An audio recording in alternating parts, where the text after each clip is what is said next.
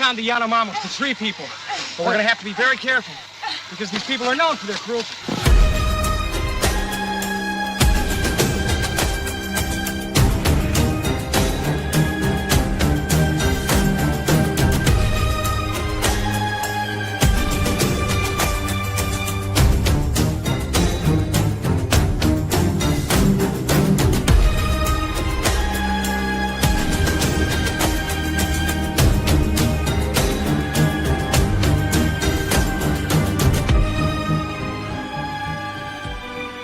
Material burned. All of it.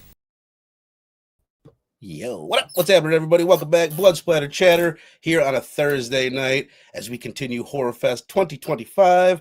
And every Thursday, we get together with the crew. We talk about a new horror movie. And this week, we're doing one that I've been avoiding for years. This is literally one of the most disturbing but thought-provoking films that I've ever seen, honestly, in my entire life. Cannibal Holocaust, man. This one was wild. And the only person on the panel that has seen it other than me, or well, actually, I'd never seen it before, but the one that had seen it prior to this, is Rockin' Robbie from Pop Culture Philosophers, my dude. What up? Bro, this is usually the time where I say I'm happy to be here, but you picked a nasty movie tonight to talk about, man. Just a depraved piece of trash that we should be in jail after talking about this movie tonight. I feel it. Man, I'm super excited to be here to talk about Cannibal Holocaust. You knew when you put together your Horror Fest lineup, you knew, Verno, that I was going to choose to be here because this is the movie that I have been scared to rewatch since I first watched it back in my 20s. Also, the movie that I've been scared to cover on my channel because I don't want to lose Brooks and Jelani. You know, I feel like I might lose them after this one. But no, I'm super excited to be here because I feel like we're going to have a really interesting conversation about what everybody calls arguably the most controversial horror film of all time. So there you go. Yeah, man. Well said, man. And one of the most controversial human beings that I know is the Missing Link. My dude, what up, my brother? Appreciate you being here. Love the mug, by the way. I just noticed that earlier today. Yeah, I got to shout out. Yeah. Spirit Halloween. Lexi. What's going on, fellas? I am excited to be here. You know what? I was a little trepidatious or hesitant going into this movie just after, you know, the legendary status this movie kind of holds. I think it's like, without saying too much, it's like one of those Cujo situations where it's like, when I saw it, I was like, it's gnarly, don't get me wrong, but it was like, you know, I feel like I've been desensitized since then, but still a blast. I'm glad this is one of the ones that, you know, we talked about how sometimes during these, we are like kind of movies are on our radar, but we don't really get around to them. This is one I've been meaning to get to for years. I'm glad you finally made me sit down and watch it. Green Inferno, it's straight up just trying to be like the modern day Cannibal Holocaust, by the way. I didn't realize how evident that was until I seen this movie. And Eli's never tried to hide that fact. The movie's literally called the name of the film within the film, right? So yeah. Oh, he was like, let's remake the movie, but maybe make it just maybe fun slightly. I don't know. Everybody gets high, some woman shits herself. I don't know. But yeah, no. Eli is 100% is like, yeah, totally. Thanksgiving is The Prowler and Cabin Fever is a little bit of Evil Dead and Texas Chainsaw Massacre, and 100% Green Inferno is Cannibal Holocaust. And all of them, actually. Cannibal Ferox, I think, is also a big influence, which I think might be the image on the thumbnail of today's show, just so you know. Are you serious? I don't think it's from this movie. What?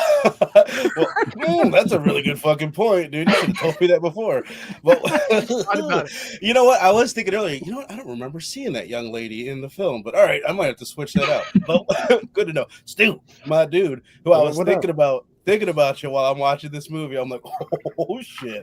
Because when you started joining us on Blood Splatter Chatter, I think you've been desensitized a lot since then. I think if I would have shown you this in the first month or so, you wouldn't be here today. No, you've conditioned me. Yeah, I appreciate I think this one's a proof of my evolution. Yeah, here on the show for sure. Because I can't say I saw myself like watching this one at any point in time. But dude, I gotta say, this one was wild and crazy. But I feel like its legend is a lot. You know, it was. I was expecting almost a little bit more, if I could say that. Like that. Wow. Like it was fucking wild, but it was like at the same time. I don't know. Maybe I've heard it hyped up so much, and you know, certain scenes talked about so much. But yeah, it was still a wild ride. I'm proud of myself for being here, man. I think it's one of those. Well, go ahead, please. I was just gonna. I think it's one of those. Like for its time, this was gnarly. But we've seen so many things emulated since then that, like, if it's our first time seeing it, that edge is. We've seen it and emulated in so many different movies that first. I think, you know, like. Back then when people were seeing this for the first time, of course this is like mind-blowing shit, but you know, we've had a lot of gnarly shit in the last 4 years. I have a feeling we didn't all watch the same movie. I was about to be like, dude, I'm sorry, I try to stay caught up, but what the hell you been making these people watch? They're like, we've seen this shit before. Okay, so here's the thing. I you guys have my Shudder account. I've noticed no one seemed to have used it this week other than me, because where I stopped the movie and came back the next day, it was still right there. Still the same spot. But I did just check, and I saw like, oh, is this full thing on YouTube? And it is. It looks great. And then I'm like, okay, is everything in it? And it's not. So let's get that out of the way first. Stu, where'd you watch it? Where did I watch it? I don't know if I watched it off YouTube or somewhere else. But... Did you see the muskrat get killed? That's the best. You saw it. You saw it actually happen. You didn't just like you're hearing it in the background. You saw a dude grab a muskrat, stab it in the throat, and slit it down. Yeah, they gut it, and he throws it to his buddy. Yes, Link. Did you see that? Where did you watch? Pirate sites. Okay, so you saw that scene too? That's exactly where I watched it. I watched it on Link's hookup. Yep. Shudder. I've given you guys my fucking I know. account. My bad, dude. I own movies, or it's like I have Netflix and all this shit, and I still will revert to these pirate sites when I could easily watch them on. It's bad. I'm trying to break that habit. I love it. Well, at least we all saw the same thing, because that's what I did. I heard that there's a cruelty-free version of this, and for people that don't know what I'm talking about, the movie has like I think three or four scenes of real life animal mutilation. They kill a muskrat. They chop the shit out of a turtle. I saw the turtle scene. That is gnarly, but on the version I saw. Yeah. You guys are talking about the context, because that's happened in real life and they filmed that shit. You know, if this was just some CG special effects, we've seen this before. That's what I'm saying. Like, it's a context that they actually did this gnarly shit. Right. Is what makes it so, you know, but visually, I mean, I'm just like, when's the last time you saw a turtle just beheaded and killed and like the insides of it? Like, that was wild. The last time I've seen a live animal killing in a movie was when me and Verno made the mistake of watching Necromantic last year. Okay, speaking of all that they filmed this for real, it added to the realism. There's a couple things that make this movie like stand out and be kind of what it's most well known for. First of all, is like I said, the animal cruelty. Second is the fact, well, I guess there's three things. Second, to me, one of the most interesting things is that the director, Ruggero Deodato, if I'm saying that anywhere near right, he was arrested. He was an Italian dude. This is an Italian film.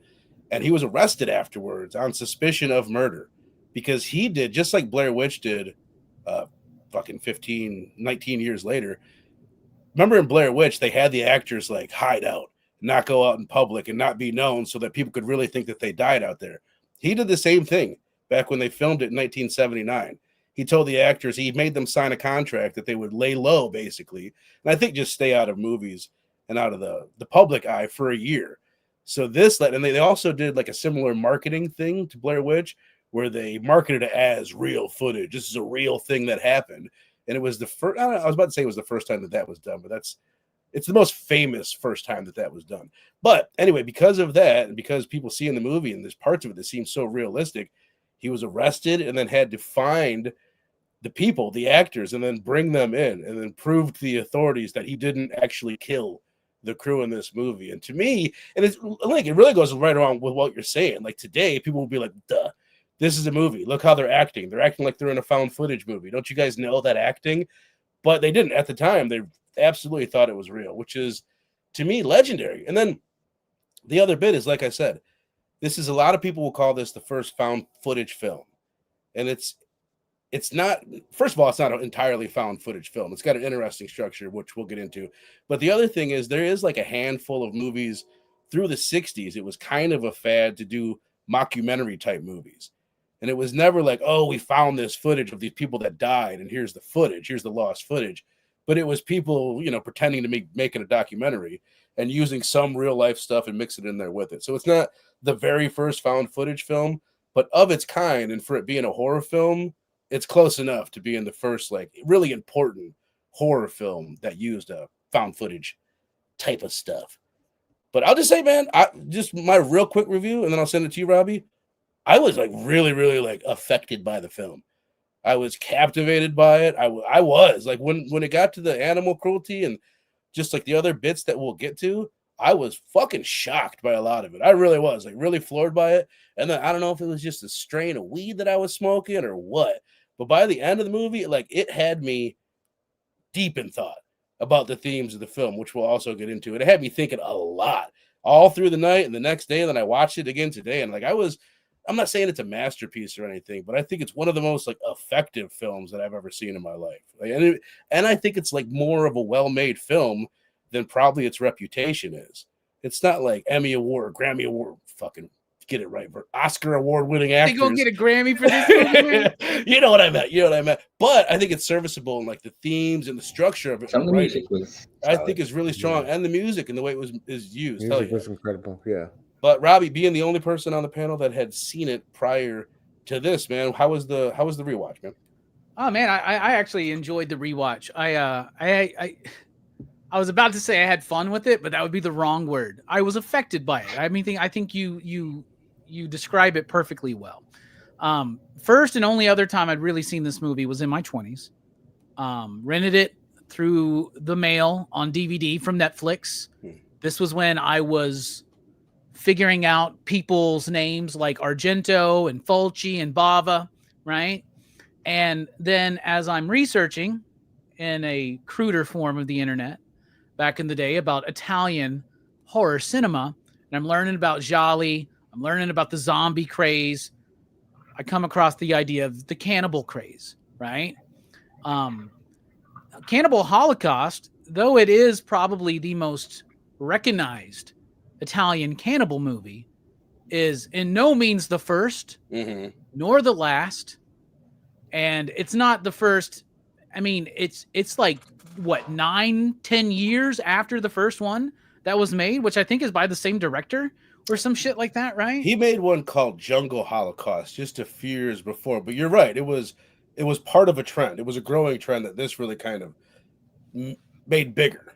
Yeah, and one of the interesting things about Italian cinema, especially genre films and stuff. Sorry, I got distracted by the Yankee game. One of the interesting things about Italian cinema, especially when it comes to genre filmmaking, is that they really rip off whatever is popular, especially in America, right? Dawn of the Dead hits, so they make an unofficial Zombie 2 because Dawn of the Dead was zombie in Europe, right? So they make Zombie 2, and that's Fulci, right?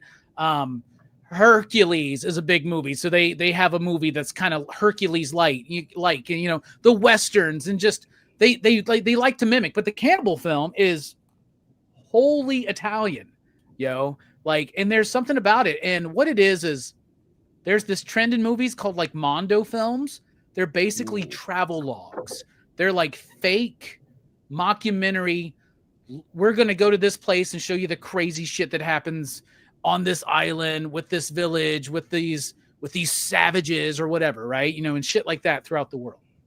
And so the director basically took the Mondo film, the snuff film, and the cannibal film, and as Joe Bob says, threw it all together. Because by the way, since you have Shudder, Joe Bob's got an episode on this. Okay. I don't know if you checked it out. Also, there's an episode of Cursed Films about this one, and that's super cool. So here's the thing. First of all, so many people that want to recognize anything that might be of value in this film always feel or are forced to apologize for the film or defend the film, right? So I thought, like, how would I do that? Yankees are up 1-0. That's awesome. I thought, what would I think? Well, first of all, I think this is a very important film, right? Transgression, subversion, pushing boundaries, especially when it comes to art. You know how much I'm down for that. I'm a free speech fucking guy, especially when it comes to art and expression, right? Now, there are certain lines you don't cross. I don't think we need actual snuff films. I do think that the animal killings in this movie are in poor taste. But I think, honestly, so many movies I love are in poor taste. So that's not that big of a deal because it's effective, right? This movie affects me. It brings out a visceral reaction from within. But to me, the most profound thing about the movie is the statement that it's making. It is the fact that you are set up throughout the entire course of this movie to lament the loss of these young, enthusiastic, idealistic filmmakers just going out there trying to show the world about the Amazon jungle and the tribes there, right? But then once this dude finds the footage and we see who these people actually fucking are, it's astounding every time you watch this movie how depraved they are, and then how much we celebrate the deaths. And what's crazy, and this is something Joe Bob pointed out, when this movie gets lauded and touted out as trash by so many people, the number one thing that gets brought up is the animal cruelty, which is real and not fake like everything else in the movie. And that sucks. However, the director, at least, and most of the actors say that everything that was killed was eaten, right? So there is that, right? And they are in the jungle and there's this and whatever. I'm not making excuses for it. I'm just stating the facts of what they have said. Mm-hmm. But nobody usually has a problem with all the other deplorable things that are shown very vividly, very realistically in this film. We're not just talking about murder. We're talking about like vagrant fucking murder, cannibalism, beheadings, castration, multiple fucking gang rapes. Like there's like all kinds of detestable shit in this movie, but we're worried about the fucking turtle and the snake and the spider. And I get that, y'all. I don't, I think it's the monkey was wild too. Once again, what's crazy with the monkey, they actually had a fucking they had a practical effect that would work for that, right? But anyway, real quick, just to wrap it up, because I feel like I'm running long. I think the movie is important. The movie is hard to watch. The movie is captivating in some kind of way, but it's very effective in making you feel like you shouldn't watch it, but not turn away. It's got that Faces of Death type thing going for it. Before Faces of Death, I think, was even really a thing. I don't remember when exactly that started. Of course, Cannibal Holocaust was 1980. Anyway, the movie has a very intriguing story, an interesting structure. I love the technical aspects of it. They shot the film in 30 millimeter, but the film within the film was shot 16 millimeter. So they're out there in the jungle for 40 days having to keep track of what is what. You know what I'm saying? And that's pretty interesting. The music is crazy. The juxtaposition of some of those scenes. I really like the film. I do understand why it's hard to watch. I wouldn't recommend it for most people. Right. But like we said with Necromantic last year, sometimes it's good to watch these movies just so that we as horror fans, always pushing these boundaries, know where our lines are. You know what I'm saying? And this is the line. Should have got Spiliotopoulos to watch this with his family. It's just we should have, right? That would have been perfect. But I love it, and still, like, the effects are amazing. Like, bruh, I still to this day do not believe they didn't cut that dude's dick off. Like 100%. I don't understand how they even faked that. Like, blows my fucking mind. But I like the film. And I don't think it has too many problems because it does exactly what it sets out to do. Hell yeah, man. Link, before I send it to you, read a couple comments here. Slasher Fred, what up? Appreciate you being here. He says, I think what makes Cannibal Holocaust such a very tremendous movie is how it was the influence to many found footage movies later on, like the Blair Witch Project, which I looked into. Don't get me wrong, it still deserves the credit for being the first of its kind in many ways. But I did look into it, and the people that made Blair Witch said they had never seen this and hadn't even really heard of it before making Blair Witch, which is interesting because they were more inspired by In Search of and right, The Legend of Boggy Creek. It's the same like premise. You've got some researchers, some people making a documentary, go into the woods, and then this is their footage that was found afterwards. Same exact thing. Fred continues. Says this movie can be seen as the first to show animals being slaughtered unless you count Carrie or the Texas Chainsaw Massacre. I definitely don't remember it in Carrie, and I don't fucking remember it in Texas Chainsaw either, unless you're talking about the armadillo. They found that armadillo dead on the road, if I remember properly. But I'm curious. Hi on, my dude. Appreciate you, man. Always appreciate seeing you. But Link, my dude, what you think?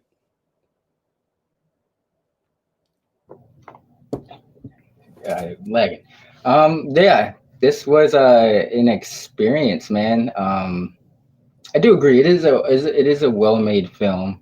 It is impactful, and it does set out what it intends to do.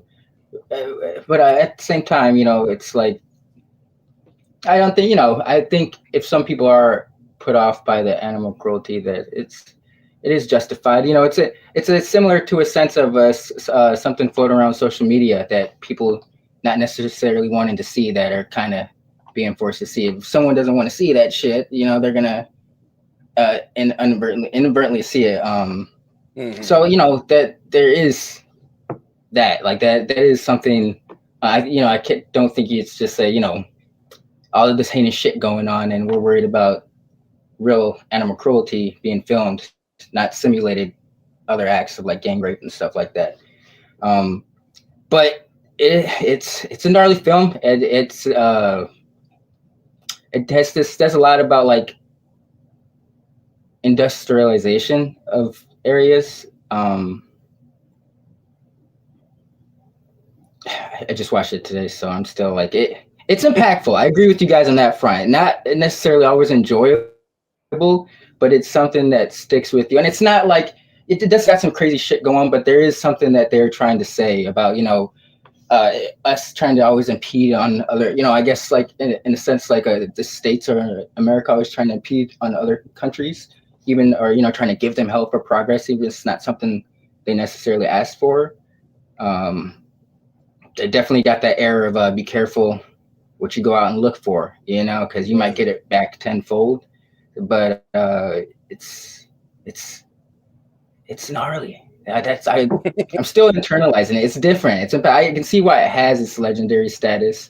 At the same time, I wasn't trying to downplay it earlier when I said like, "Wow, this is it." But I think because I've heard of so many crazy, I was expecting this to be this like brutal film. It's brutal at times, but I was expecting this just to be like some, like Robbie said earlier, it is a well-made film, surprisingly well-made. I was expecting it to be like this really artsy, just kind of like the vampire shit. You guys covered a few French vampire shit. You guys covered a few weeks ago. Not as bad as that.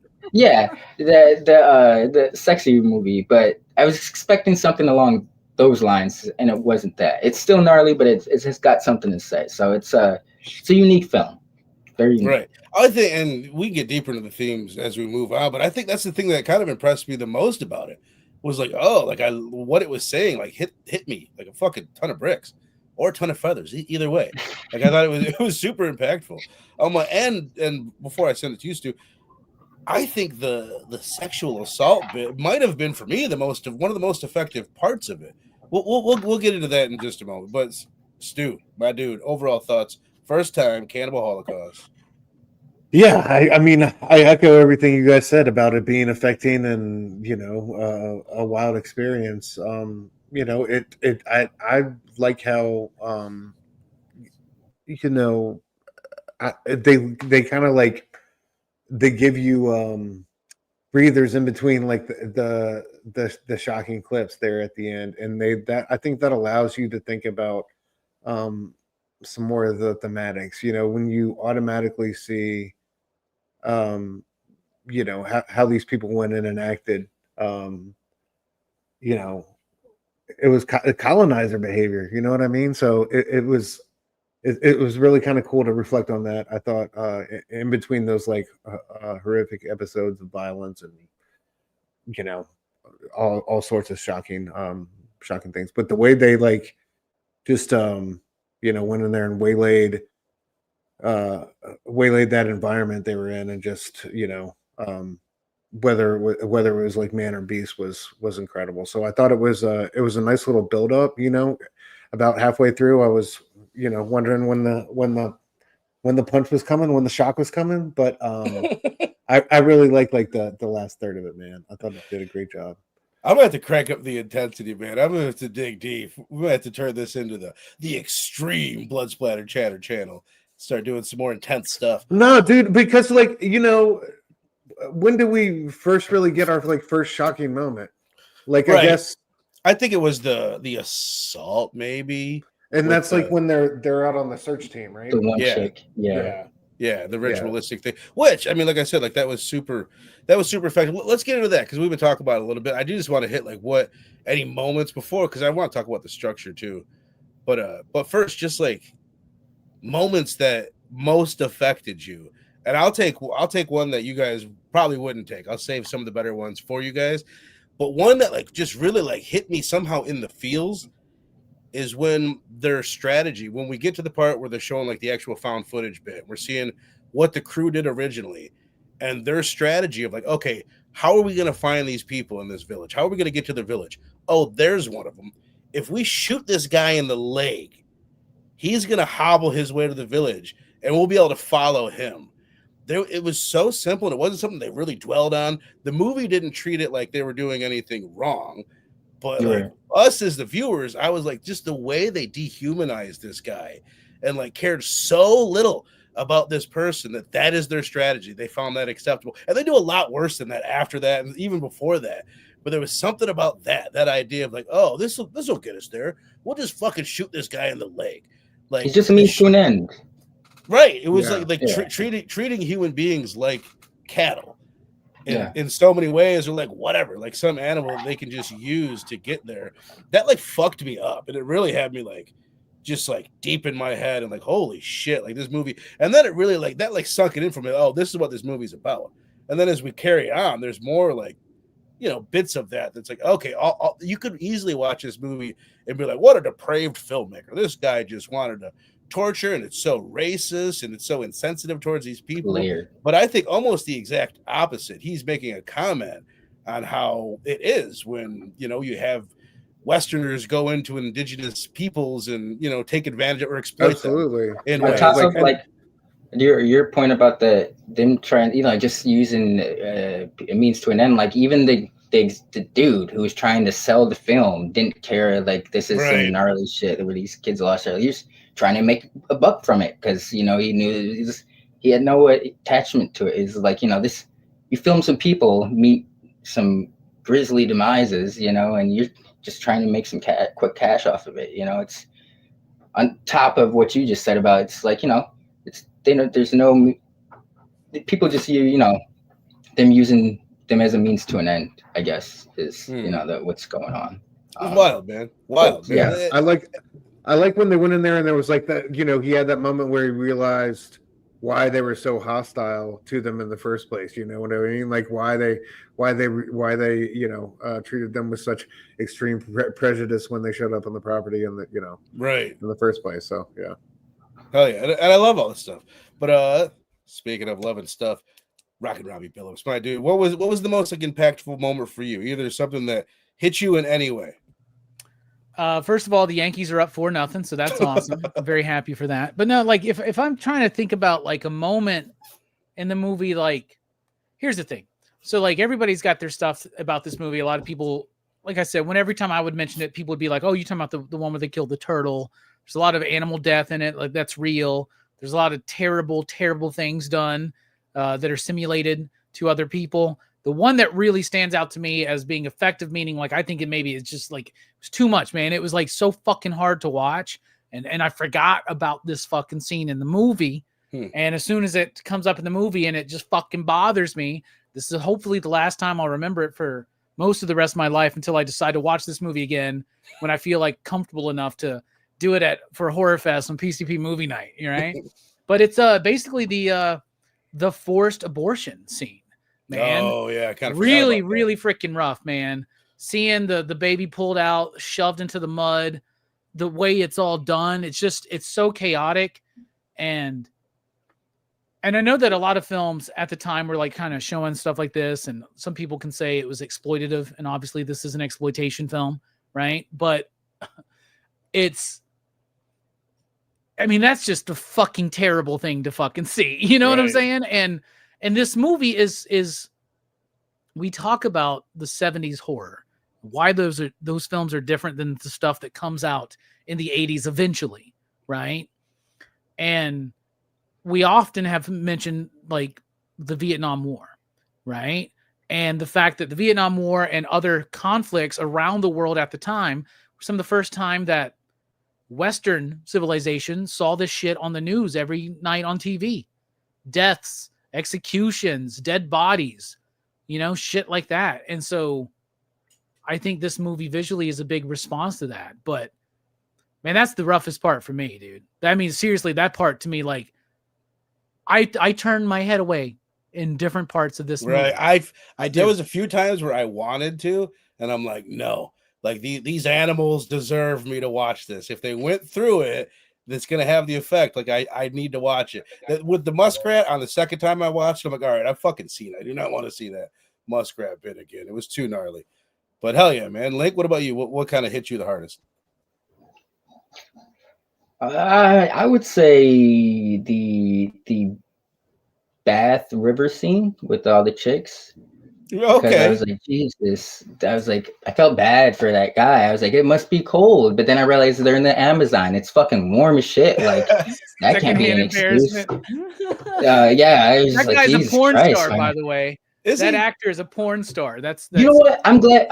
That's actually a good fun fact because I was like, Jesus Christ, this guy's got a lot of confidence. I respect that. He's got no need for it, you know, because I know he can't barely back it up. But I respect that he put himself out there like that. And now that he's a porn star, makes so much sense. I love that one little shot when she was playing with it. Right? Yeah. I was like, hey, I respect that. You know. Apparently, in the later part of his life, he much regretted the fact that he was known as the guy who was filmed doing sex with people in the 70s, and also the guy who starred in Cannibal Holocaust. Hilarious. But oh well. Sam Raimi put him in Spider-Man, and he's in There you go. He's in a Richard Dreyfuss film, and I can't remember what it's called, but yeah.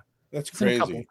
That was a weird film. That was a strange little bit right there. A weird stretch, which is a phrase that I have not heard mentioned in a while on PC. Everything this dude does to try to like make contact with this tribe is the weirdest fucking stretch possible, man.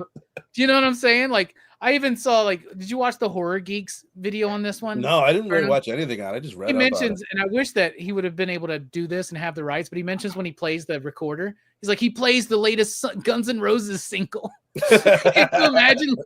Welcome to the jungle. Hi. That's hilarious. What about you, Stu? What hit you the hardest? I mean, for me, like all those like really nasty visceral moments are like did hit me hard, and were like I definitely had to turn my head, just like Robbie, man. I couldn't like. Oh, but you're used to this now, Stu. After doing Bruno's show for a couple years, right? But you can still can't sit through all that. You know, some of them did remind me of like food preparation, though. I'll say that being a chef. Some of it was food preparation. Yeah, exactly. For me, the first one, man, like when we were the search party is like, you know, trying to make contact with the tribe. They see this dude take his wife out to this like murder island, basically, right, with a post on it or a stick, you know, that the stick coming out of the mud, tie her up to it, and then like sexually assault her with that, you know, that stone, and then beat her to death with it. Was like, that was jarring. That was wild as hell to see. And that one was like, to me, you know, I think one thing, like some of the acting with the savages was, you know, whatever, but that one, like that dude had just the air of defeat, man. There was like a moment when he after he was done, like the way he threw the rock, like it was just so exasperated. And like when he turned around and they shot at him, he looked like he was like really distraught. I was just gonna ask, that's the dude they shot in the leg, right? Like, that's fucking a heavy scenario. I think that's a different dude. I could be mixing it up, but I think what we're talking about, that was the second crew that came back to save the first crew. It was the first crew that shot the dude in the leg. But regardless, the people that came to save the second crew, they did the same thing. They went there and they got somebody. I think it was this guy. I think they got this guy, and then they have a leash around him for the rest of the time, blowing coke up his nose and Yeah. treating him like he's a beast of burden. Really fucked up. Yeah, it's Yeah. really fucked up. But you know what? It's the jungle, man. That's the law of the jungle. And if you don't follow the law of the jungle, you're gonna get your dick cut off in a very convincing way. With The a other little thing I want to splurt, point out, little blood splurt as soon as you cut it off. Just one. right? Yes, Dude, I still seem so fucking real to me that like that dick cut off Insanely. scene. It's You guys insane. ever And seen, the other thing I oh, want to point yeah, out is when absolutely. dude fucking there's a snake in my boot. When he fucking I don't know, but when that happened, I started laughing because of Toy Story. Like I just started fucking laughing, and then I love how they cut off his fucking leg. Bro, that was And then so the next ridiculous.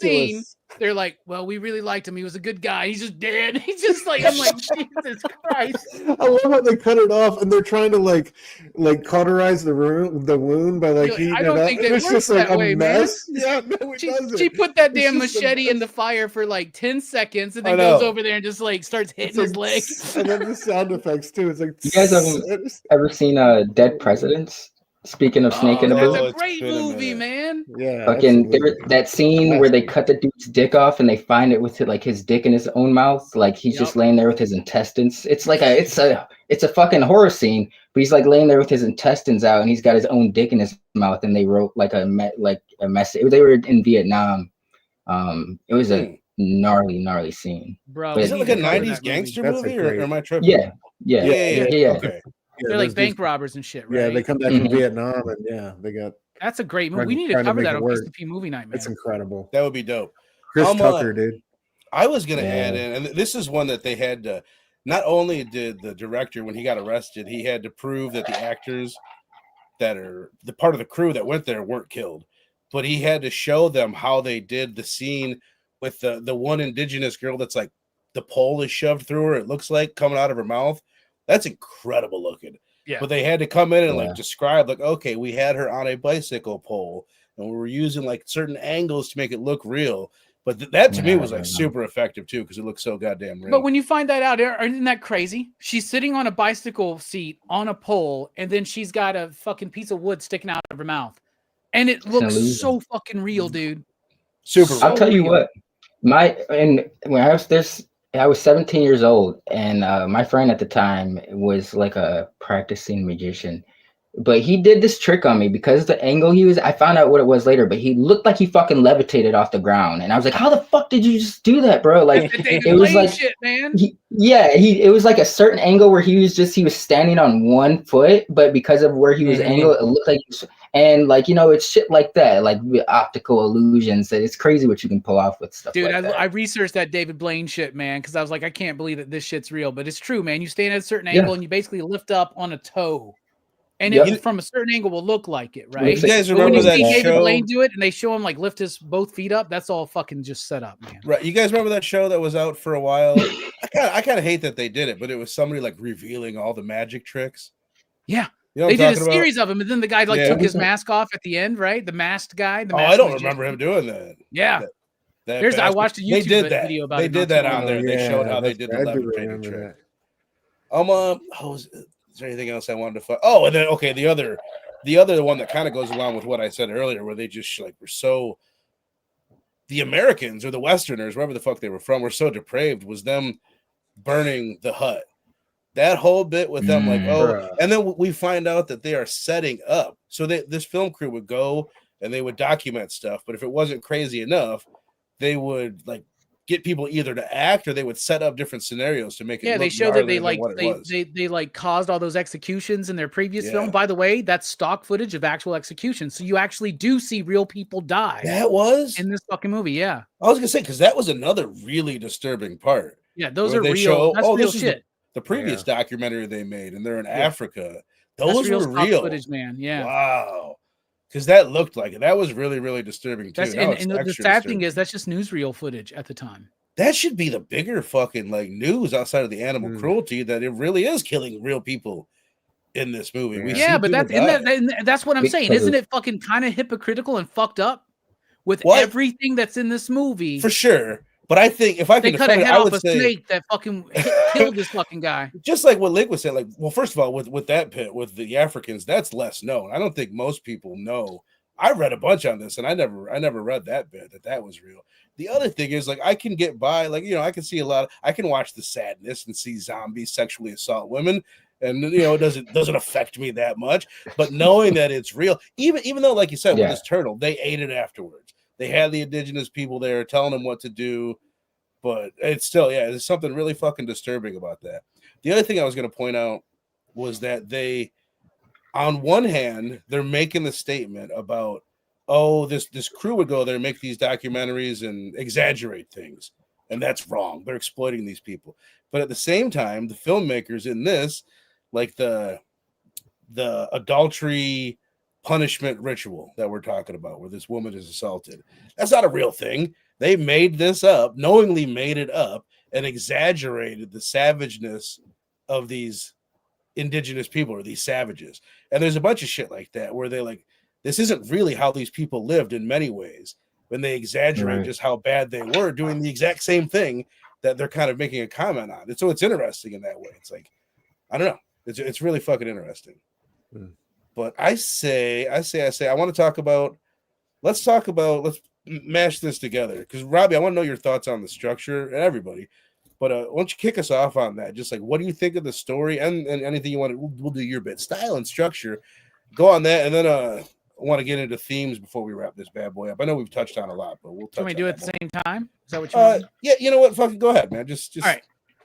I love the structure. First of all, the style of the movie's fine. You know, it's found footage. It's not the first found footage movie, because it's like doesn't present itself as if this is the found footage that you get to watch, right? Because it's like within the movie. Right. They're watching it in the movie, right? It adds like an element, but I wasn't there, right? Just like kids today watching Blair Witch Project, right, which we all talked about, may not realize what it was like back in the day. I don't know what it was like in 1980 to watch this movie for the first time, but I could imagine that you'd be pretty fucking disturbed, unsettled, right, scared, with no angry. internet to Google if this shit's real or not. You're like, was a turtle really?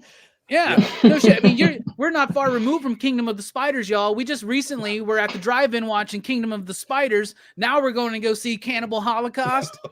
I don't know. I didn't get laid that night. You know what I'm saying? Like, you know, like she was like, why can't you get hard? And I'm like, I just don't understand why, you know, but like, but the style, like I said before, you're out there in the jungle, the Amazon jungle. They're actually there in the Amazon for 40 fucking days filming this movie, both parts together. Part of it on 16 millimeter, part of it on 30 millimeter. Just think about all of the complications that come across a shoot like that. Think about the amount of planning and how much everything goes wrong. I can't even imagine what it's like to be in the Amazon jungle for 40 fucking days. Dude, there's this scene. That scene when they like have the crocs and the snake and like those guys are in the water, they look like they're scared as shit trying to get up out of that water. That scared me. That was something about that. Stock footage of the croc, but really cool though. The way that like that footage of the croc and the snake was like more realistic. Even like the whatever it is, a jaguar or the leopard. That's about the way they didn't film any of that. They didn't film that. Yeah, they didn't film that. That's just stock footage.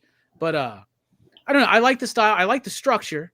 You know, it feels like, I don't know, man. I really like it. I think it's almost kind of slightly like really profound with its structure, because it's like this mystery. You're feeling bad for these kids. You want to find out what happened to them. You find out what happened to them pretty early, but then you find out the twist, and then they just show it to you. Right. And I love that the end of the movie is just everybody getting up in silence, walking the fuck out, and one guy calling up to the projectionist saying, burn everything. And I'm pretty sure that's what happened after the first showing of this movie across theaters around the world. I'm fairly certain this dude got arrested, charged with obscenity, like you said, charged with murder. Yeah, like this dude, like, right? Like, what the fuck, dude? But I get it. This was a whole different time. So I think it works so well in style and structure. I think it looks very authentic. It's got this psycho thing, right? Like I was kind of comparing it to that. It's a movie that it gets halfway through and then it switches and it does like something completely different. And then it kind of goes back to the jungle and everything. It gives you what you started with at the beginning. So I think it's brilliant that way. Yeah, and it plays with its theme amazing. And that's a part of the structure. So I'm glad I'm getting to tie this together, because from the director's mouth, this movie is about a scathing criticism of the sensationalism of media, Mhm. especially when reporting on conflict, right? Look at the media. We have all heard this famous phrase: bring me the pictures and I'll give you your war, right? We're talking about the Spanish-American War. Was that William Randolph Hearst that said that, right? Like, give me the pictures, I'll give you your war. It was a war. It was like a false flag type thing perpetrated by media, right? That's insane. This shit happens. Oh, yeah. Okay. And so at this time in America, you got like the Vietnam War had just kind of recently wrapped up. So it's in the conscious mind, seeing like all those deaths and shit, all those dead bodies. We talked about that. The filmmaker in particular in Italy, he was mostly irate and outraged by the Red Brigade and shit and stuff like that or whatever. I'm not quite familiar with what that is, but it was some crazy violence going on. But basically just the way that the media shows this really heinous footage to show how bad the world is with the veil of just integrity and journalistic integrity and just trying to show the truth, right? But they sensationalize it. And ever since the beginning of documentaries and news footage and shit like that has been manipulated to bring about the emotion of the person watching it, right? So that's what he's playing with here, because these are bleeding heart, hippie liberal filmmakers that aren't that at all. They're out there actually doing the most heinous things, fucking assaulting people, sexually assaulting women, filming it all for their own pleasure and joy, manipulating situations, causing death, killing people, and they get what they deserve. And by the end of this movie, we go from feeling bad for them to cheering on their deaths almost in a way, but we are so beaten throughout this movie by brutality and the brutality of the jungle, if you want to call it that or whatever, that by the time we get to that, we're almost exhausted and it doesn't feel fulfilling. And we're left like that porn star asshat who comes out of 30 Rock or whatever the fuck at the end of the movie and says, I wonder who the real cannibals are. Because the director thinks that the audience is also stupid. So we need to make that one statement so that we all get it. But that's what it's about, man. It's about the census, and also it's pointing the finger at us, the audience. Why do we love horror movies? Well, a lot of us will tell you we love the gore, we love the practical effects, we love the kills, we love all this stuff. All right, well, let's show you some kills. Let's show you some gore. Let's show you some heinous acts of depravity. And then at the end of it, I'm going to ask you, who's the real cannibal? Because we did all of this for you. Right. You paid a ticket to see this. You want to be mad about this turtle? We did it for you. That's fucked up. And that's what the media does. And they still fucking do it, man. Right. Even more so. And not only that, before it was just like media outlets. Now it's assholes in their basement that, you know what I mean? It's such a big thing now, exploiting tragedy and like just real life. How many dumb fucks in your own life have you seen post on social media some bullshit fake AI video that they think is real? And you're just like, oh my God, Uncle Joe. Right. Like, Uncle Dale, you son of a bitch. It's your uncle that's out there taking fucking selfies all up close with their chin forward, like wearing sunglasses and an American hat. Dude, I wanted to bring this up earlier before I sent it to you, Link, just like food for thought. Wes, the homie Wes from Screen Brulee, he commented when I posted that we were doing this. He's like, "Oh my God, I love Cannibal Holocaust," which is weird. This is weird, Wes. You can't. I don't know if you could say that. No, I'm just joking. But what he said is he has a theory that this movie is like a spiritual successor to King Kong, and that was something I was kind of thinking about. Exploitation by the media of a native element. Yeah, right. I can feel that. Right. Yeah. Even a similar thing where it starts out, you're in the jungle, then we come back, and then we're in the States. Like structurally, thematically, with the treatment of the indigenous people. New York, right? Yeah. I just thought that was really cool. So shout out to you. I saw W down here. I'm like, there he is. It's Warren Smith. Said it was an exploitation cinema at a peak. Hell yeah, man. What up, Warren? Appreciate seeing you here, brother. Link, same thing to you, which is a pretty fucking broad thing. You got any thoughts you want to wrap up on the theme or just the story, or fucking anything really, anything you want to say. No. I mean, yeah, the style structure is all fine. You know, the style. It's I enjoyed it. It was reminiscent. It reminded me of Green Inferno. Green Inferno reminded me of this Right. film retroactively. But the structure was interesting. Now, next time you it's- watch Green Inferno, Link, you're gonna be like, "Holy shit!" Right. No, yeah, Which I'm wanna gonna be dude. I picking want up to do so Green much. Yeah, Inferno. I want to do it fairly soonish. I know you guys did it not too long ago. that'll be But fun. yeah.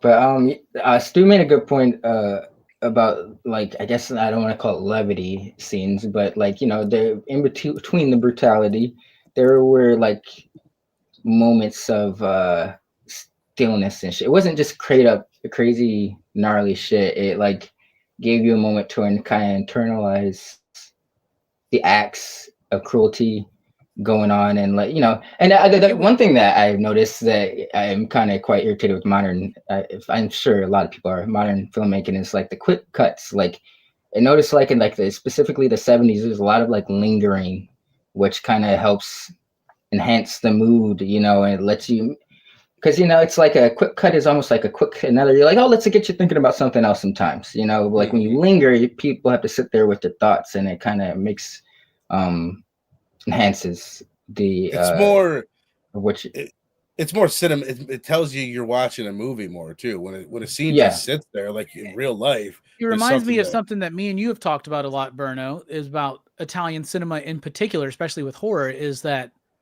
the juxtaposition of the sacred and the profane, and like the beauty of this landscape that they show multiple times. They show you how pretty this place is. They have juxtapositioned against the most heinous acts some of the most beautiful music, which is crazy because that dude's like, I put some temp score on here. I love that. And I'm like, this is what you chose, bro? I love it. Like this, like this terrible thing's happening to this person, and you just get like, yeah,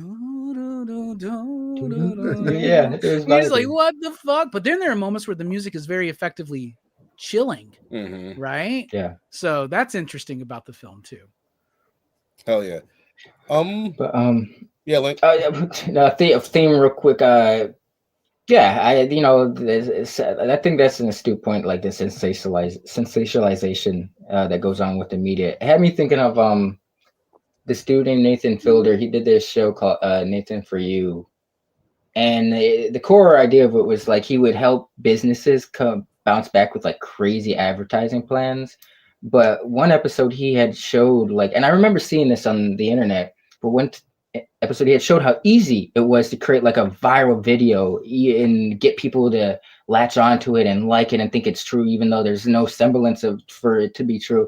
And it was like a video of this pig getting some like a cat out of the water, rescuing a cat out of the water or some shit, And I remember had seen this video on like YouTube or some shorts a few years earlier before I seen this episode. I'm like, oh, that's cool. It is what it is. I didn't read too much into it. But when they showed that episode, they showed everything that went into like him making that viral moment. Like he really there's a lot of editing, but it's like people ate that shit up. Like, oh my God, pigs are intelligent animals, but people just take shit at face value. They don't read too much into it. Right. They get told something is what it is. They believe it. They're like, oh, that's what someone said it is, and don't question shit about it. So they're definitely speaking to the gullibleness of the masses at large when it comes to like media sensationalizing news and certain stories and stuff like that. Right, and then same thing with people believing that this was real. People saw this and like right along with it. We thought Blair Witch was real. We did.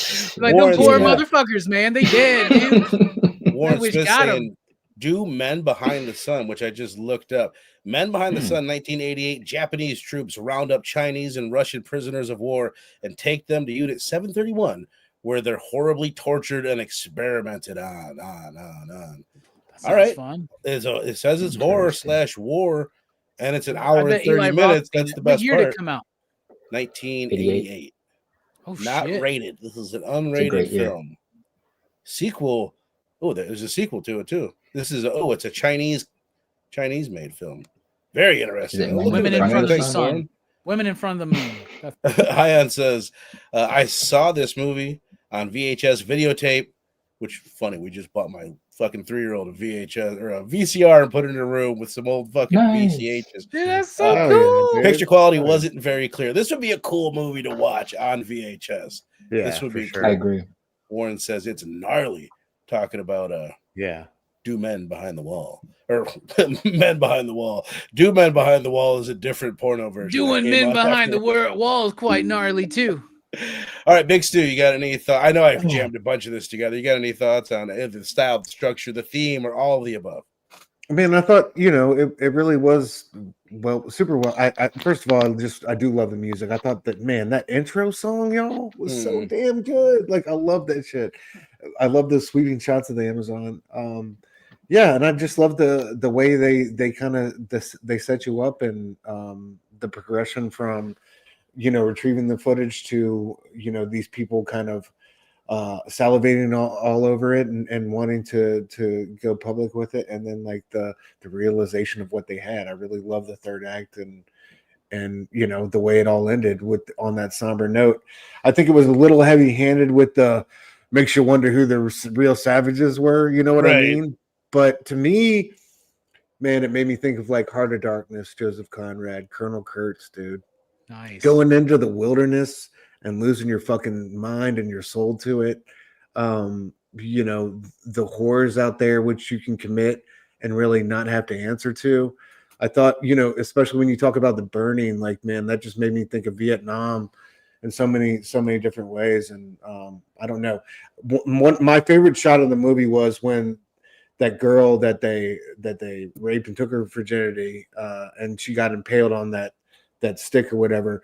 They have that shot of that dude, and he's all looking all fondly at it, like there's this real like sick like lust in his eyes, and the person has to remind him that they're filming. Yes. And then he's like, "Oh, look at what they did." It's like, it's really effective for me. That really worked, and that's one of my favorite parts too. Yeah, man, for sure.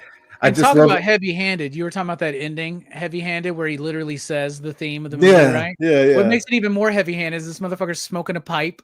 He's like, makes me wonder. Like, it's like, bro, you weren't acting scot-free out there in the jungle either, brother. Like, it's wild. So, but it was incredible, man. Incredible. I think, but by the end of it, you're really. It's one of those movies you that sticks with you at the end and you sit in silence with, and those are the best works of art. So it's like oatmeal, peanut butter, beans, and rice. You said it. Sticks with you, man. Stu, you mentioned that you were proud of you at the beginning of this show. I'm proud of you, man. I'm proud of Link. I'm proud of me. I'm slightly proud of Verno. Hey, what a great conversation. Hell yeah. I was gonna say, just stylistically, one thing that stuck out to me is I really wonder how much, like, because there's so much shaky cam in this. There's so much, like, right off the bat, I'm noticing, like, we've talked about it before, where there's like this certain like cadence that people talk in found footage films, and it's kind of real. Like, when you're being filmed, like, not right now, but like, what I mean, people tend to talk in a certain way when they're like talking for a camera, and like you get that, but also, like I said, like the shaky cam bit, how much shaky cam type films were done before this? I don't think too many. Yeah. You know what I mean? I gotta give on location doing that, like, realism shit. I want to tip my hat to that. That's actually something that stood out to me. I'm glad you brought that up, because that's something I should have written notes, but I was like, hell yeah, this is how you do shaky cam. Fucking Bourne Ultimatum, fucking the later Bourne films, like all those ripoffs, like it was used correctly, because it's like it was used during like those uneasy scenes where it's like you don't really want to see you already know what's going on. So it's, and the shakiness kind of is like getting across the chaotic nature of the situation, the chaos that the people are experiencing during that. And it just pissed me. It just the between that and like the lingering shots, it really had me thinking about like modern filmmaking is kind of very commercialized and irritating, with like the quick 2 to 3 second cuts, the fucking boom quick. We want to see the action. We want to see it, unless it's like the camera work should enhance what's going on within the story, and not like take away from it or try. I get like those. I'm going off topic, but yeah, I appreciated that. So I want to mention that real quick. You're talking about the shaky cam documentary type style, right? So that's known as cinema verite, right? Which Okay. means like truthful cinema, right? And it was a style that was developed. I think it may have started in the 40s, but definitely throughout the 50s and 60s. And it was like more of a European kind of thing, French, Italian.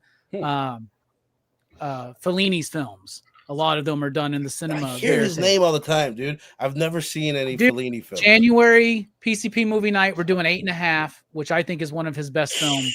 Okay, Man. Join us for that. Like, you should watch some Italian cinema that's not like about cannibals, I know, bitches and Yeah. murderers, or Clint Eastwood. Yeah, right? Is it got any relation to 8mm?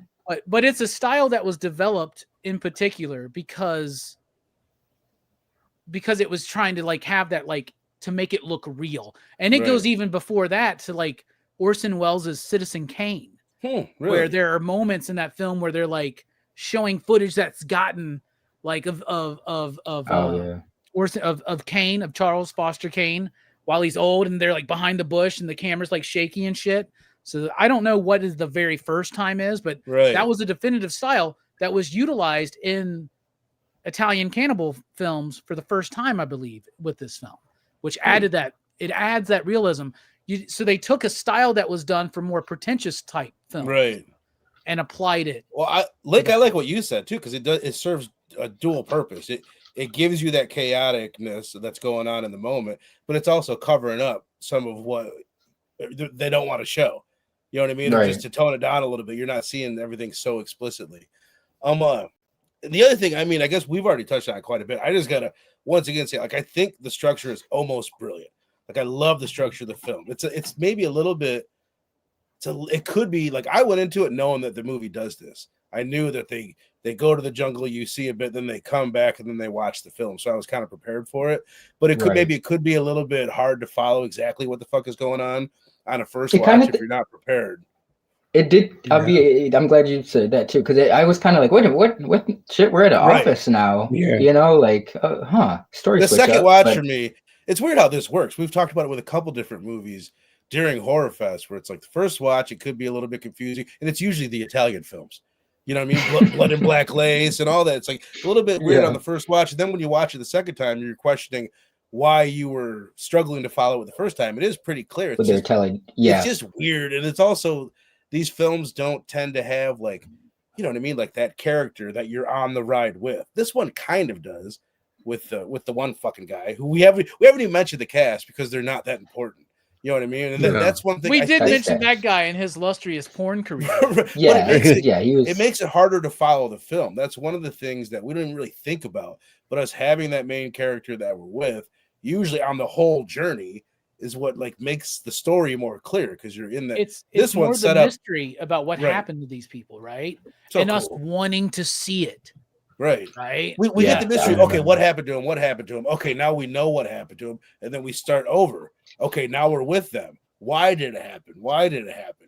And then we find out why. That's just a fucking cool. I can't think of other movies that do. And when he's like, you haven't seen the end of the film yet. It's like, oh shit. Alan was way worse later. It's a great build up. Thematically, I guess. I mean, we've already touched on pretty much everything. But the other thing, when I said like maybe I was too high when I was watching this, it really got me thinking about just indigenous peoples. How easy, like you can almost forgive people for being like, these people are savages. They're beneath us. It's like, oh, we drive cars and shit and they're living in trees. And it's like, especially at that time, people are generally a little bit more ignorant of everything. But man, we're like it really got me thinking we're an asteroid away from being those people. Anything like we have the exact same fucking human brain that they have. We are the same fucking COVID. People. The pandemic revealed how fragile this structure of the world we live in is, you know, like that shit could fucking at the drop of a dime. We could be. I'm sorry, Link, go ahead. No. Well, I was just going to say, I just realized for the first time this influence on Hostel. Because you know Eli Roth's a big Italian film fan. He's a big fan of the cannibal films. This one in particular, the bravado of the Americans in a foreign situation. what Yep. you see in the Hostel films. That's the Right. big theme of that, right? And yeah, this video is officially a video nasty, which also best little whorehouse in Texas was too. Yeah, this So- was filmed in '79, but like it's weird. Like when you like, what year did Cannibal Holocaust come out? It's all over the place when you look it up on the internet. Filmed in '79, they attempted to release it in 1980, and the world was like, "No, fuck." Yeah, no. I think its first official release was in Italy in February of 1980. Well, then it got banned, and then like it says Yeah. it's released in the States in 1985, and like there's a lot of places where Wow. it's And banned it was super for cut long down. after that. Yeah, There's like over 100 different cuts of the film and shit like that under different names. All Warren kinds of Smith shit. saying Yeah, check Africa Africa Audio and Mondo Kane for Mondo documentary Kane. style movies. Yeah, Robbie mentioned that earlier, containing real death and animal death footage. Oh, let me tell this fucking story real quick. Dylan from Dylan's Horror Show. Robbie, you were, for some reason, I think you were at a con or something, and you were out this episode. And Dylan just announces on the show, next week we're talking Eaten Alive. And at this time, he might even have said Toby Hooper, but it went over my head, and I was like, okay, Eaten Alive. So I just Googled Eaten Alive. And you watched the other one. I watched this other one, which was a cannibal flick. And in it, it's basically the same shit. They're chopping up snakes, they're assaulting women. It's all everything you see in this movie, they're doing in that movie, which kind of prepared me for this, by the way. But I'm halfway through the movie. I'm like, Dylan, dude, you could have fucking warned me. Like, Jesus, bro. And then I find out afterwards, he's like, no. He's like, you watched the wrong movie. We're doing Toby Hooper's Eaten Alive from 1976. Completely You different thought he film. pulled a me and you on Spillio, but he actually didn't. And I did watch it with my wife. This is before I had a kid, so I used to put on crazy shit all the time. But she was like, "Oh my god!" She's like, "Dylan is a sick, demented." I'm like, "No, he's not. He's just." These he's are just two of my well-rounded." favorite moments of your channel. Were making John and his family watch Necromantic, like for family movie night, Oh yeah, which they didn't know what they were getting into. It is and having these two crazy. fucking gentlemen watch Cannibal Holocaust and have an intelligent conversation with us about it. I love it. dude, just like real quick. Y'all should have been here for Necromantic, man. I almost joined that one, bro. Oh, that's a wild one, man. Maybe we'll hit part 2 one day. There is a sequel. Just to explain what I'm talking about, as far as like I'm not saying like an asteroid starts. If we get hit by an asteroid now, the surviving members of Western society, they're still going to have Western values. They're still going to have Western culture in them. I'm just saying, like, it could have easily happened where the Western culture never happened, and we're all like that. You know what I mean? That's my point. We are these people. Like anything humans are capable of, we are capable of because we are humans. Yeah. But yeah, it's a thinker, dude, and that's the thing about this movie. I think most people would not think it's as deep as it was, or like For sure. it really impacted me in a way that I was not expecting it to. Here's one more thing, because you got me. There was, I forget what this fucking experiment, the Stanford experiment, but it's like when you take away like structures from people, like the real, that when they're put in positions of power, how quickly people's like outlook or temperament changes, and they, like these kids, like the ones that went out to become filmmakers, like they, like you said earlier, they're doing heinous shit to get the results they wanted. Like, this isn't quite what we were looking for. Let's ramp it up. Let's turn it up just a little bit. Even though you're right, like them running around with the tribe with their guns and the power that they felt is what makes them. You're right. Power corrupts. Yeah, and that's what I got, because survival of the fittest, right? Because we're told in America that we're top of the food chain. But any of us asshats go into that fucking jungle, we're toast, bro. We're done. I'm not gonna lie, we're toast. Stu, we're eating you first. Like that's what's gonna happen. Yeah. Man. I'm sorry. You do look fucking delicious, bro. I can't help it. A little I think you're the would tallest man. It'd be your own kind, man. Damn. You'd be a meal for days.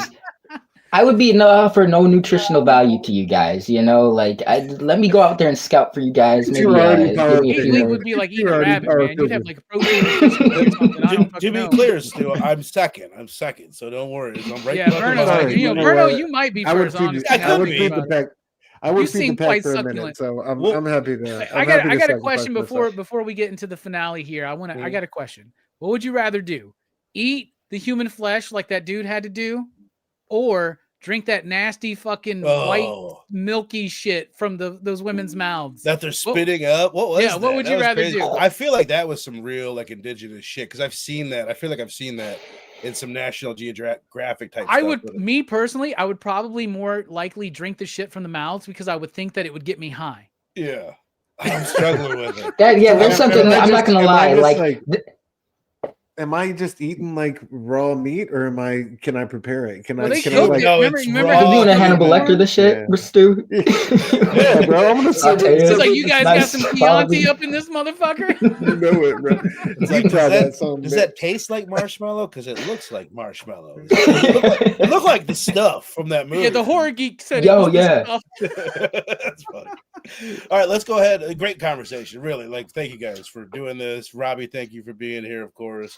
Let's go ahead, rate this bad boy, get up out of this bitch. So, you guys in the chat, if you've had the pleasure of seeing Cannibal Holocaust, put your ratings down there out of 5. Rocky and Robbie Billups, what are you giving it, my dude? It's hard to watch. It's intentionally hard to watch. And even those of us who would dare it find it something that we can't just, this is a phrase we use all the time about especially fun horror movies. I could just have it on anytime in the background. If it's on at any time, I'll finish it, right? No, Monster Squad, this ain't. You know what I'm saying? If this is just on, I'm changing the fucking channel, dude. If we're on close the blinds too. Cannibal Holocaust, change, right? We're talking about Slumber Party Massacre 2 being a fun movie to have on at a Halloween party, just to have on, right? Don't put Cannibal Holocaust on at your fun Halloween party, right? Unless you really know your friend group. You got a vet there somewhere. You don't know what's going to happen to some people when they see shit like this, so don't do it. But I enjoyed the revisit. I enjoy revisiting this movie. I think once every 20 years is fine. So I'm looking forward to it in my 60s. When I watch it again, hopefully it'll still be available. But this is one of those movies that anybody one day can just decide it shouldn't exist. In fact, if Shudder didn't have it, I think it's rather hard to find, probably. But I don't know. It's is a video nasty. So what? It's on YouTube for free. Oh, nice. Yeah. Well, that's pretty freaking cool. So Slumber Party Massacre Part 3. Y'all should check that one out too. Check it. Anyway, I like the film. I think it does the job it's set out to do. It's hard to watch intentionally. Gets everything we said. I do like it. 4 out of 5. I'll give it 4. Right there with Mr. Warren Smith. Give it a 4 out of 5 as well. Calling it top notch. What about you, Link? Funny story about that. You mentioned the blinds being closed. I was watching this earlier this afternoon in my living room, and I had my blinds open, and I realized there's some gnarly shit going on. And if people walk by, like, what? It is a movie, but it's like some people are like, what the fuck? Why are you watching this in mid-afternoon? So I closed my blinds to finish the movie off. That's just when you brought that up. I was watching commentary on it that showed footage from the movie while I was at work today, and I was like, I had my laptop tilted. Yeah, I was like, I love it, dude. People will question, they'll question us if they saw that. But it's bold filmmaking. It is impactful. It is gnarly. Some people might not agree with the methods, but I think that it's not just done for. It could have went alternate routes. Yes, I agree with that. But it's at the end of the day, like the boldness, moves, choices they made, it helps with the impact of the film. And I give it credit for that in that aspect. But I'm right there with you guys. I give it a 4 out of 5. It's once again not something I will, be. It'll probably be 20 years before I revisit this again. Yeah, but I loved it. I watched. You're going to be right back here on Blood Splatter Chatter in 20 years to talk about it. I could possibly go my whole life with never watching it again. I've done it twice. I got it. You know what I mean? I really feel like I soaked in the movie. I don't know if I ever need it again. Yeah, raise your hand if you own it. No, but I do want it. After I watched it the first time, I'm like, fuck, I should have bought it. I was tempted. If there was like a documentary commentary. Yeah, there is. I know. If there's like documentary commentary, I'd be curious to watch that. Tons of special features. It is on my Amazon wish list. I will say that. I think Robbie makes a great case for owning the physical form because like you said, one day, or Vern, if you said it, like one day people can just decide this one shouldn't exist and wipe it out. You think Disney Plus is running this if they're the only option? Exactly, dude. So those those hypocritical bastards. It's crazy how I just want to go on a tangent real quick. Like there's certain episodes of It's Always Sunny that aren't on the Hulu because they're offensive, But it's crazy how they'll show from fucking Dumbo and air like this is not representative of our views on today's society. Why can't you do that for It's Always Sunny? Stop picking and choosing. It's just media. Because kids know the difference between racist birds and adults don't. They don't know. That's true. No, man, it's some bullshit, can man. go You're right. a lot of like reality TV. If you're like, I went back and rewatched like all of Survivor, and almost every season, and the old ones, there'll be like an episode or so that's cut out. So yeah, there are people above us deciding what we are allowed to watch, and this definitely could fall into that trap. Don't censor history. Like, how do you? People don't learn from their mistakes if they've never known that these were mistakes made to begin with. Like, that's why you have the advertisements to begin with. This is not indicative of our views of today. This was like that. Put that in front of everything that you find offensive. Or something, I don't know. That's irritating. Hell yeah, Big Stu. Did you? For me, I think I'm going to echo Robbie and Warren.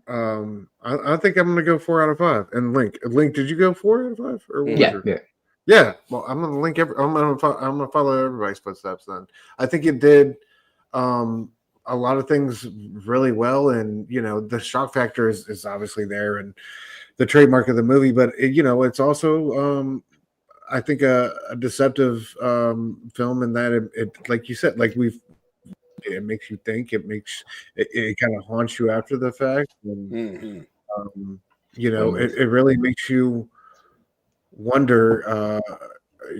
How many steps away we are from just getting dropped in the jungle and reverting back to our primal selves. In the most brutal fashion. So, yeah, man, it's a great film, I think, in that sense, and it was cool to visit it for the first time and kind of understand the weight of its legacy and get to experience it, up close and personal, dude. But yeah, I think it was, really a great one in its message and its underlying theme. So 4 out of 5.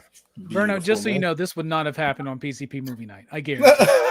I'm curious. You got to do it. You got to do it, man. You really do. I'll be there. That's when I'll watch it next. Is when you do it on PCP movie night. I might have to buy it just for that. I'm gonna go just a touch above. I'll go a 4.25, man, because I think it just I've made it pretty fucking clear. Like it affected me. It affected me. Yeah. It really made me think, and I was like, God damn. And I didn't think starting the movie off the bat. Like I was so shocked at that first assault scene. I really was. I was like, holy shit. Even like the fact that there was blood down in her nether regions, and he takes some rocks and shove. There's just something so visceral about the whole thing. And then I did not expect it to hit me so hard with the themes. By the end of it, I was kind of fucking blown away by it. So 4.25, not a fun movie, but fucking no. Some parts of it are worth it. Genius. Not as fun as Martyrs, but yeah. I was thinking earlier, one of the most disturbing movies that I've ever seen, and it's Martyrs is up there. Not many of them. That's like this, that are really Martyrs is doing something different. It's brilliant in its own right. This is doing something different. I can't think of too many that I can compare to this, what this movie does. Martyrs might be the most depressing film I've ever seen. I got to think on it, but it's at least there are some messages to, bro. That movie gave me nightmares, man. Yeah, I was like, why? Bro. It's just great filmmaking, though. Great storytelling, great filmmaking. I want to watch it again. It's so good, but god damn, I don't, man. I'm scared of that movie, man. I gotta check this one out. You gotta. Yeah. Speaking of scared of that movie, this is the movie that scares my wife more than any movie. Is Jeepers Creepers, man. So this is Link's pick for Horror Fest 2025. We switched it around. It was supposed to be this week, but Robbie couldn't make it for Cannibal Holocaust. I'm glad that we moved things around. Robbie, I appreciate you accommodating me, man. Thank you so much. Appreciate Next you. Next week, I'm going to go see Phantogram, everybody. So that's awesome, man. Oh yeah.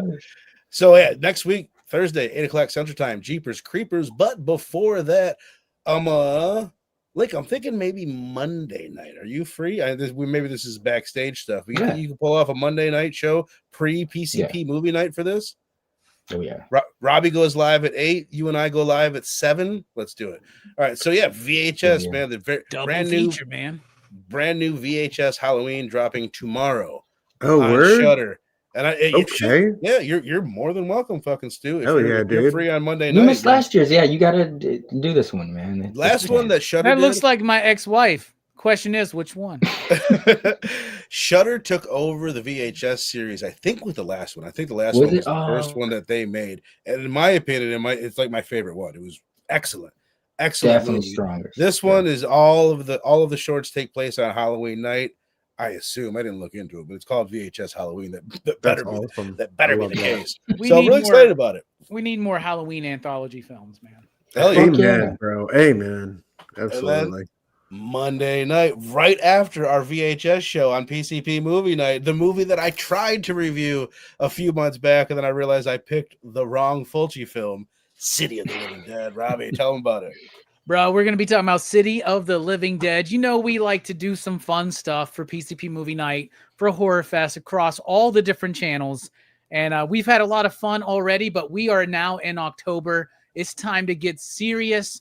And that means going to Italy once again to talk about another zombie Fulci film, the beginning of the Gates of Hell trilogy, City of the Living Dead. Do you want to believe that a priest committing suicide can open a gate of hell and unleash the living dead upon a nice little quaint city? Check out this movie and then join us for the conversation. And if anybody on the panel wants to join us, we got open spots. Ooh. You're welcome to join. It's a great film with brilliant music by Fabio Frizzi. Fucking awesome. City Some of my personal favorite set pieces ever. Just like crazy horror. Do you want to see a woman throw her guts up continuously for 10 minutes? It's the only movie that you'll get that in. Do you want eye trauma? It's so wild, man. It really is just like it's great. Yeah, it's I'm very excited, man. I'm always excited to talk about Fulci. So hell yeah. Hell yeah. Well, Lake, before I get to this, are you doing anything? Are you on PCP Movie Night? You got anything you want to advertise other than joining me for VHS? Just like you guys reiterated, the Halloween, VHS Halloween, City of the Dead. You sold me on that one. I might actually join that one, Robbie. That sounds interesting. I'll watch it and let you know if you still got spots. Hell yeah, but man. Beyond that, yeah, I'll be here as always.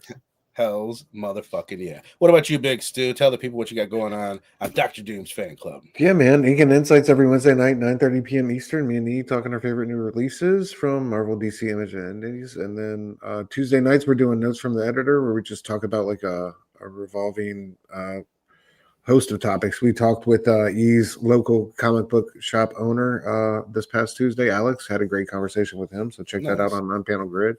Yeah, and then I dropped my Beneath the Trees Where Nobody Sees Fresh Ink episode covering the amazing recent issue of Rite of Spring. So check that out on my channel, Dr. Doom's Fan Club. That's what I'm talking about. And then again, if you guys haven't checked out any of the trivia videos that I've been putting out, I've been making these Scream If You Know the Scene videos, little horror trivia that I just like making them. I like editing stuff, and this is something for me to just crack out on, smoke a couple bowls, and just fucking make some videos. And I'm really enjoying it. They're doing pretty well on the channel. Go check those out. I chopped out like a really fun bit that we did during our Halloween episode where we did like some slasher icon trivia. It was super fun. And I just put that up. It has like 14 views on YouTube. It's just not getting any traction. Check it out. It's actually a lot of fun. I might take it down and put it back up, see if that does anything, because it deserves more than that. But hell yeah, man, appreciate all you guys in the chat. You guys have been fantastic tonight. Great seeing so many familiar faces in here. So many familiar profile pictures in here. So I appreciate that. And then again, Monday night, 7 o'clock Central Time, VHS Halloween. Be there, be square. And then Thursday, Jeepers Creepers. Make sure you're over on PCP for City of the Living Dead on Monday night. And we will see you there. Peace. Oh, no, I did it again. I said peace. Fuck.